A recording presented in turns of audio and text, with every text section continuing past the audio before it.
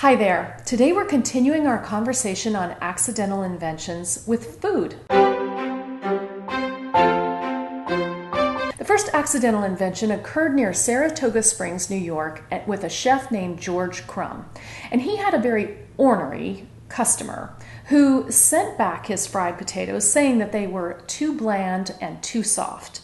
Well, old George didn't appreciate this very much, and he thought, I'm going to show this customer. So he shaved the potatoes, fried them up until they were so crisp they would just break when you hit them with a fork, and he over-salted them and sent them on their way. Well, the ornery customer liked them so much he ordered a second serving, and that is how we got potato chips. The next accidental food invention can be found on the frozen aisle.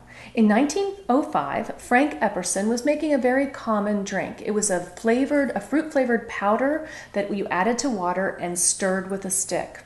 Well, he left his drink outside overnight, and when he came to retrieve it in the morning, it was frozen. He pulled the stirring stick, and out popped a frozen concoction that he found to be quite tasty. Years later, he was serving it as the Epsicle. Well, his children didn't like that name and suggested he call it the Popsicle. It took him until 1923 to file a patent for his invention that we all know today. Number 3 on our list of accidental inventions is cornflakes. The Kellogg brothers were trying to create an easily digestible bread for their patients. And what they tried doing was boiling the wheat first to make a dough. But when they rolled out this dough, it just kind of flaked up. It wouldn't roll very well. So they set it aside and forgot about it for a couple hours and kept practicing. Well, the flakes got hard, and one of the brothers thought, let's bake it and see what happens. What happened was there were these crispy, crunchy flakes that their patients loved. They loved them so much that after they got healthy and left, they still wanted more. And that's when the Kellogg brothers decided to box them up and sell them in stores.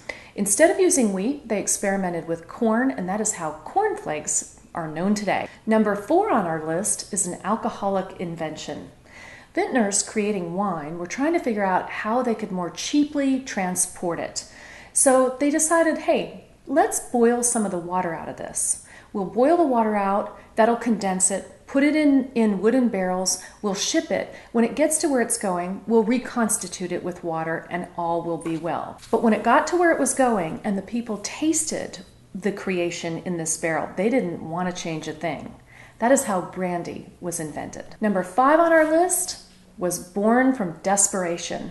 The woman running the Toll House Inn realized that she was fresh out of chocolate for her famous chocolate butter cookies, and her guests were going to be expecting them. She found a Nestle's chocolate bar and decided to chop it up and put it in the dough, thinking that it would just melt when it was baked. When she pulled it out of the oven, she was shocked that the chocolate had not melted, but decided to serve them to her guests anyway. They liked them so much that people started coming to the inn for her Toll House cookies. This caught Nestle's attention. Nestle was trying to figure out why on earth they were suddenly selling so many chocolate bars.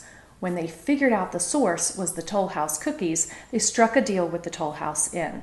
The Toll House Inn would get free chocolate bars for life in exchange for putting the recipe on every chocolate bar. So that's 5 accidental food inventions. When you're in the kitchen and you make a mistake, taste it before you throw it out. You might have invented the next great thing. If you haven't subscribed, please do so now. I look forward to seeing you next week.